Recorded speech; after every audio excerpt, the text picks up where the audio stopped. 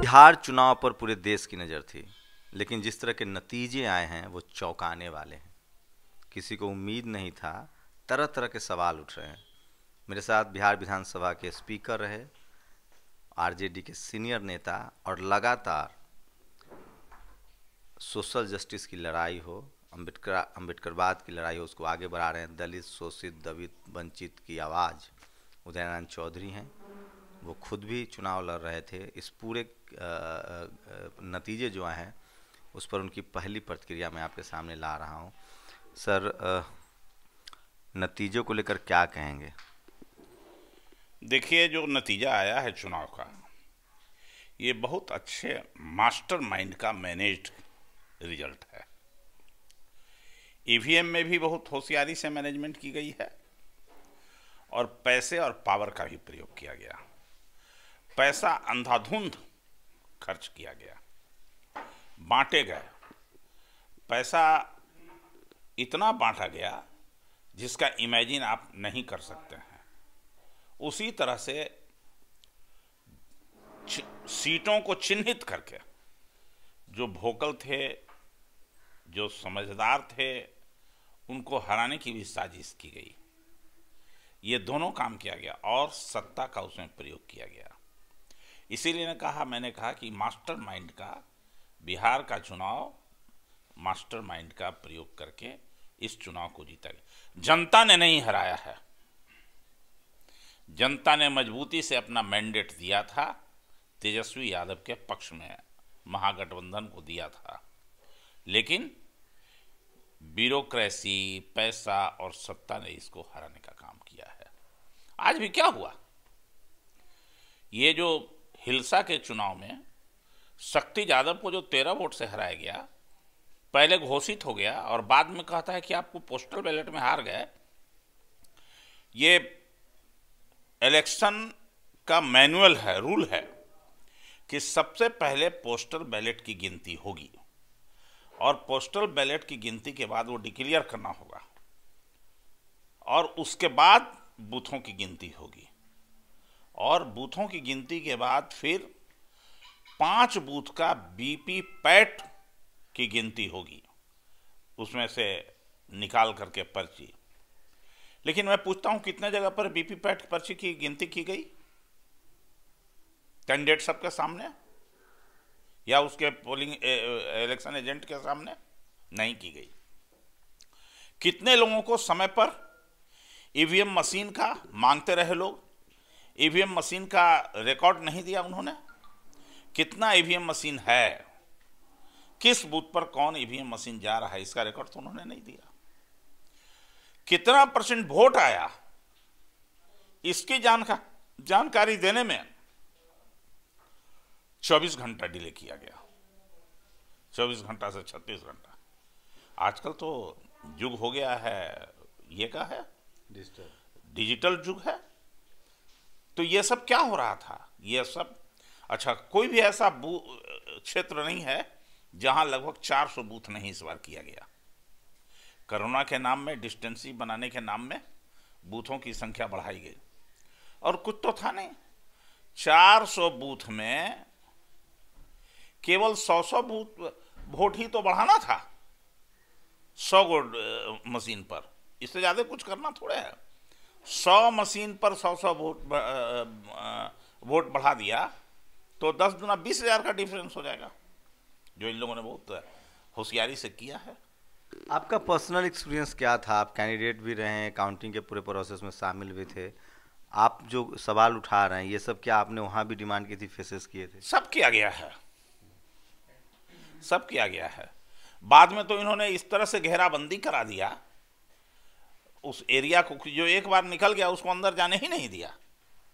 चारों तरफ से सील कर दिया जब तक कि अनाउंस नहीं हो जाए इलेक्शन, तब तक के लिए एकदम सील रखा और उसके बाद भी 4-5 घंटा और डिले करके रखा। आपकी पार्टी के मनोज झा ने आरोप लगाया, कल शाम में ही वो बात करने लगे थे लगभग 9 बजे के आसपास की 119 कैंडिडेट विनर डिक्लेयर किए गए हैं, उसके बाद उनको सर्टिफिकेट नहीं दिया गया।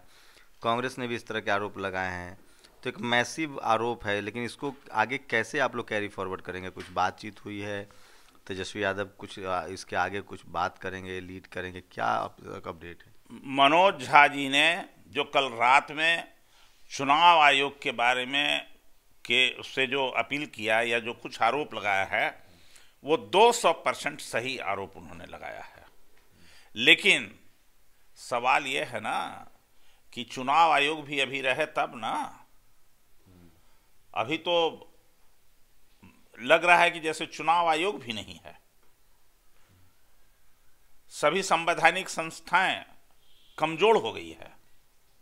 तो आप शिकायत किससे करेंगे? कहां जाके शिकायत करेंगे? कौन सुनने वाला है? अब उसका एक ही उपाय है कि आम जनता में फिर इसके लिए जाके लोगों को जागृति पैदा करना होगा, जन जागरण पैदा करना होगा लोगों में। चुनाव के बारे में भी लोगों को जागृत करना होगा। नहीं, पैसे का इतना जबरदस्त खेल हुआ है। एक तेजस्वी एक हेलीकॉप्टर के खिलाफ 25 हेलीकॉप्टर चल रहा है, 30 हेलीकॉप्टर चल रहा है। इसके बावजूद जो आम जनता का मैंडेट था, आप देख सकते हैं उस भीड़ को देख करके, लेकिन कहते हैं कि ये हार गया। कैसे हारा भाई? आपके कारीगरी से हारा है, डिजिटल सिस्टम से हारा है, हारा नहीं है। जनता ने जिताया है, सत्ता ने हराया है। तो आगे क्या स्ट्रेटजी रहेगी आप लोगों को? अब 5 साल तो लोकसभा विधानसभा के लिए 5 साल का लंबा गैप है।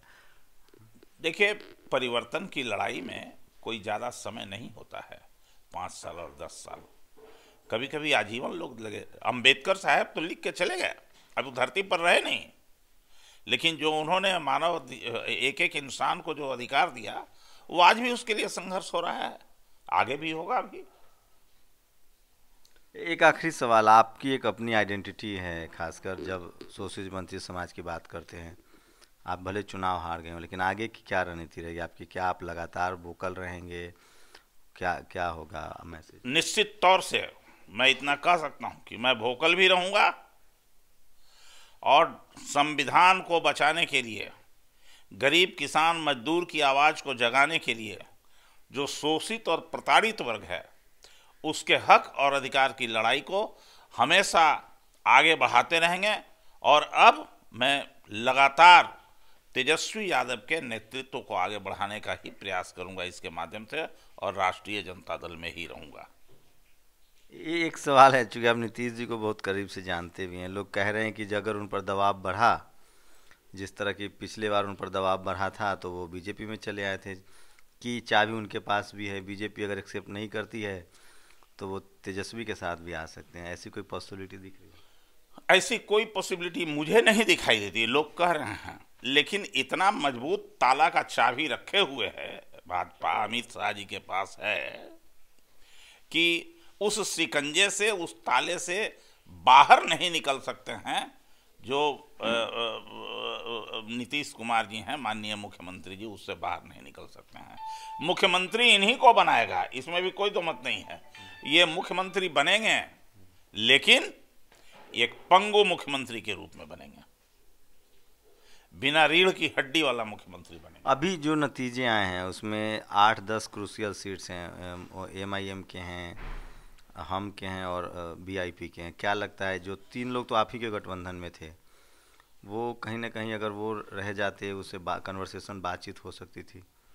करके ही क्या करिएगा आप? करके ही क्या करिएगा? असली ताला का चाबी तो रखे हुए दिल्ली में। ये महाराष्ट्र में क्या हुआ था? सुबह 4 बजे भोर में ओथ करा दिया, राष्ट्रपति शासन हटा करके। ये भी है हमारे सामने एग्जाम्पल। तो ये बहुत एग्जाम्पल है। आपकी पार्टी बहुत फॉरवर्ड डिफेंसिव बैटिंग कर रही है, वो फ्रंट फुट पर आकर खेल नहीं रही है। वो इन सब बातों को नहीं कह रही है कि बीजेपी या नीतीश कुमार सत्ता के लिए कुछ भी कर सकते हैं। कोई बातचीत नहीं है, वो एक बहुत चुप्पी है। मध्य प्रदेश में क्या हुई? मध्य प्रदेश में कौन सा खेल हुआ कांग्रेस से को हटाने के लिए? यही खेल ना हुआ, पैसे का, सत्ता का। तो अभी तो बीजेपी के पास 3 चीजें, याद रखिएगा। बीजेपी के पास सत्ता है, बीजेपी के पास पद है देने के लिए लोगों को, अब बीजेपी के पास पैसा है देने के लिए। तीनों चीज बीजेपी के पास। मुझे लगता है उदय नारायण चौधरी को अपोजिशन की आवाज बनानी चाहिए। आप सोचिए, मेरे दिमाग में ये सब चीजें नहीं आ रहा था। जो वो बीजेपी जो रात में ओथ ले सकती है, जो कर्नाटक में, मध्य प्रदेश में, गोवा में और एक नॉर्थ ईस्ट के स्टेट में कम विधायक होने पर खरीद फरोख्त कर सरकार बना सकती है, अगर उस पर ये आरोप लग रहे हैं कि उसने अंतिम समय में नतीजे बदलवाए हैं, तो इसमें कोई बहुत अतिशयोक्ति की बात नहीं है, क्योंकि उनका कैरेक्टर इस तरह से रहा है पिछले चुनावों में। लेकिन सवाल है कि जो लोग चुनाव हारे हैं वो ये सब बात उठा नहीं रहे हैं, वो सवाल कर नहीं रहे हैं। उदय नारायण चौधरी को मुझे लगता है कि एक चेहरा बनाना चाहिए, कोई तो है जो कम से कम बोलने की ताकत रखता हो। क्या सब लोग जेल जाने के डर से तो नहीं चुप हैं? ये सवाल तो उठता है। लेकिन बीजेपी की जो विश्वसनीयता है कई राज्यों में देखे तो उससे सवाल उठता है कि सत्ता के लिए वो किसी भी हद तक जा सकती है। बिहार में इसी तरह के गंभीर आरोप उस पर लग रहे हैं, जिस तरह से नतीजे अंतिम वक्त में रोके गए हैं। कैमरामैन तारा दत्त के साथ शंभू कुमार सिंह, नेशनल दस्तक, पटना। नेशनल दस्तक की आपसे गुजारिश है कि अगर इसको बचाना चाहते हैं तो नेशनल दस्तक को सब्सक्राइब करने के लिए रेड कलर के सब्सक्राइब बटन को दबाएं, फिर बेल आइकन की घंटी दबाएं। नेशनल दस्तक को बचाने के लिए बहुत जरूरी है कि हर खबर को शेयर करें, लाइक करें, कमेंट जरूर करें।